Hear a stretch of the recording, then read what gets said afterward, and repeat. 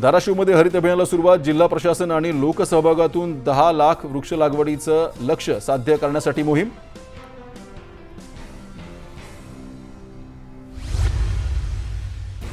अंबेजोगाईच्या वसतिगृहातील विद्यार्थ्यांनी 20 गुंठ्यात सेंद्रिय भाजीपाला शेती फुलवली. 5 वर्षात 5 लाखांची बचत.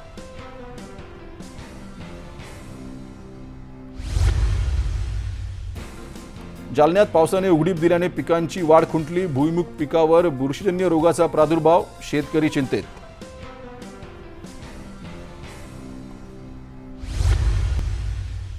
बीडमध्ये 24 कोटींचा ऑनलाईन घोटाळा उघड. सायबर पोलिसांकडून 4 अनोळखी खातेदारांवर गुन्हा दाखल.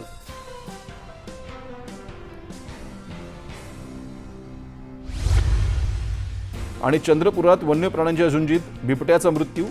शवविच्छेदनानंतर मृत्यूचे प्राथमिक कारण समोर. अंतिम अहवालाची प्रतीक्षा.